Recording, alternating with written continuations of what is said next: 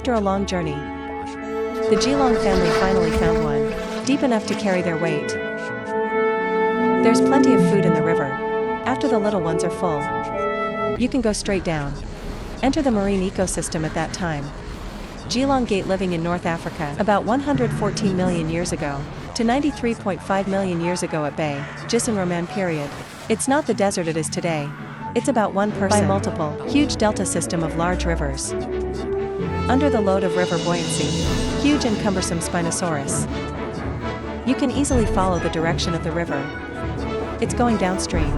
Experience the pleasure of being like a duck to these water. Colossal predators.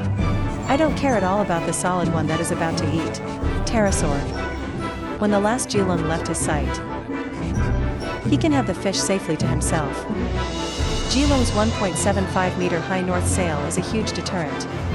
These same long flip structures, dinosaurs that eat directly, is closely monitoring the movements of lawyers, and assumed a stance of collective defense.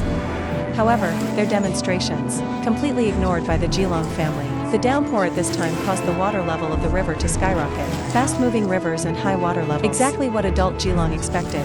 Hurry up now. More important than hunting for food. Even the little pups who are not limited by the water level. I'm also taking the time to practice the water system, for the Geelong family. These waters are the perfect paradise. It's warm and humid. Abundant precipitation. It created a huge water network. The current swollen river. Enough for an adult Geelong to dive freely. Conical teeth. Crocodile head. Arrested limbs. And the testimonials that propel them forward. All not displayed. They are highly adapted water companions. Fishing expert. The Geelong family is about to reach the ocean. Trapped in Sahara Satodon in the Sahara booze bird territory. Far from so lucky. Cub with broken egg. You can only hide in the middle of the rock crevices and always be vigilant for hunting threats from the sky. Although they have finally come of age. Sand-toothed dragon, but was crawled by a 6-meter flight. The danger of low-altitude siege is always present. For the safety of the cubs, the Sandodon family can only rely on rocks. Take a defensive stance. We'll be in the middle again.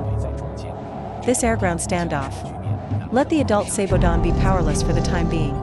An undead pterosaur that specializes in group hunting. After spotting prey on the ground, slowly towards the location where the Sarodon family is hiding, gather more and more, in search of hunting opportunities. The daring undead pterodactyl at an ultra-low altitude, gliding posture, passing over the Sarodon family. Attempt to force the pups to panic. Escape from the safety of the rocky area. The pterosaur's low-flying trick worked. Desmodon cubs can't stand the pressure. Get restless. That doesn't bode well for an adult. Once the little ones escape privately, the entire family could be wiped out in an instant.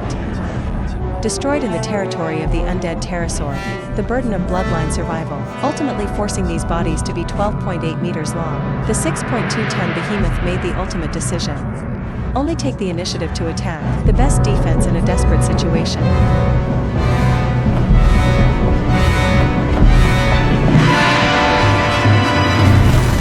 Sandrodon risked getting beaten up by pterosaurs. Successful fly to Rigi, low-gliding pterosaur. His desperate move. Forcing other planes still hovering at low altitudes to crawl. They've increased their altitude.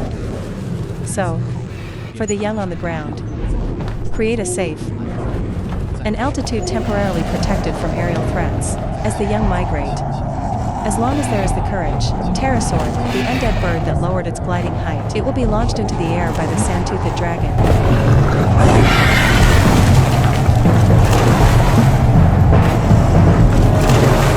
With the adult Sabodon living out the protection of his life, the Sarodon family finally reversed their humility. The male state turns to the main bridal chamber. The undead pterosaurs pointed higher and higher.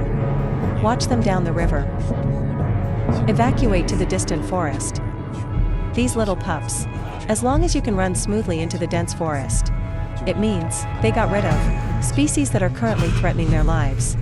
After unremitting efforts, Saodontosaurus finally managed to escape into these big flights, crawling restricted area. This forest, with a tall, almost airtight canopy, mainly composed of cycads, a mixture of true-leaved trees and early flowering plants, composite vegetation, for the Sarodon family. Enter this lush forest.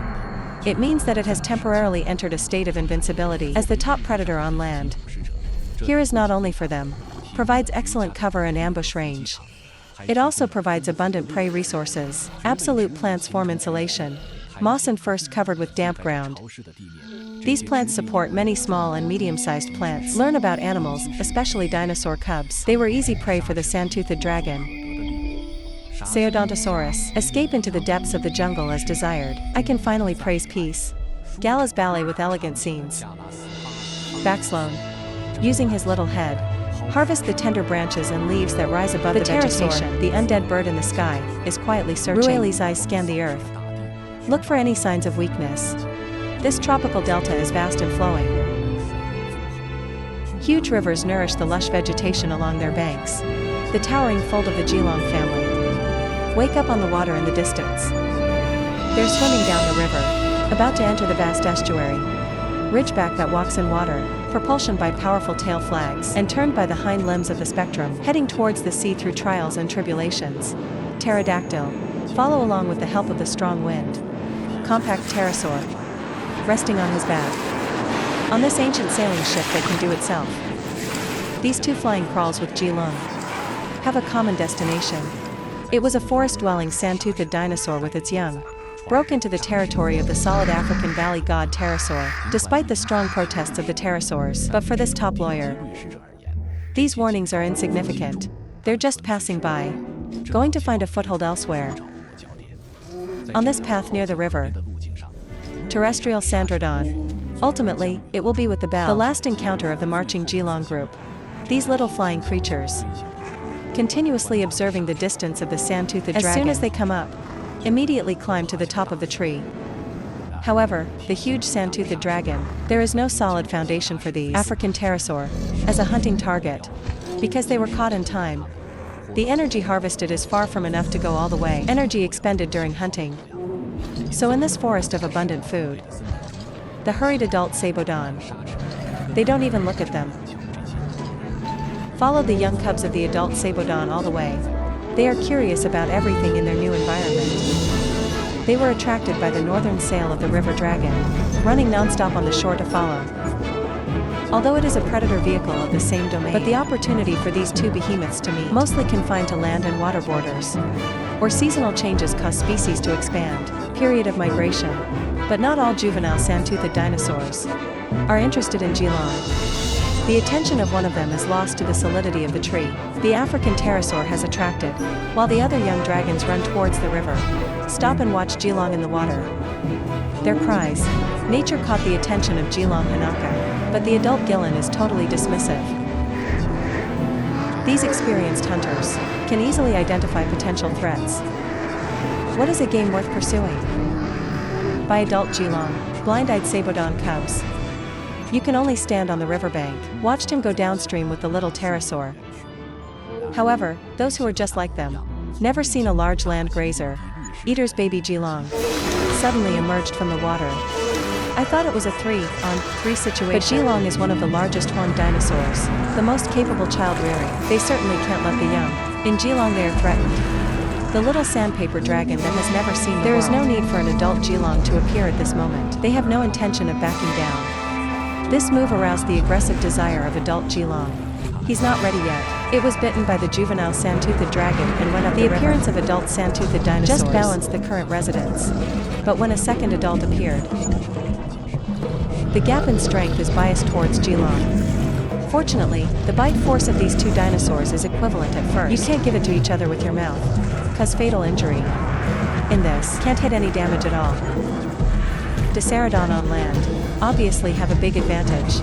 As the two sides continued to confront each other, the one who rushed back was in the sand-toothed dragon, obviously making their confrontation team bigger and bigger. In the ancient days when strength spoke, during the gang fight, quantity is the joint factor that determines victory or defeat. Adult Geelong is a little outnumbered at this point, chose to retreat, because in this pointless fight, you can't compete, you can't get food. The more confrontation, the more time it takes. A Geelong plunged into the water and left the river in Geelong, chasing the wake of Geelong with the pterosaur in front, leaving the sand-toothed dragons in disarray. Geelong passed through the estuary, carrying a solid African pterosaur, and finally into the rich tethys. And the Sahara booth bird that arrived early, pterosaur standing on the reef, looking at the small nope in the water, Chaetosaurus, lost in thought. These early dragons still retains the typical head of a lizard on the ground. Limbs have evolved into a powerful ocean. Xijing Dragon Tomb. Double Nine Dragon Chasers Kiss Xiaoyong Dragon Group swim freely in the ocean. However, they did not know that Jirong had arrived. For these ophiosaurs, the appearance of Jilong means that a nightmare has begun.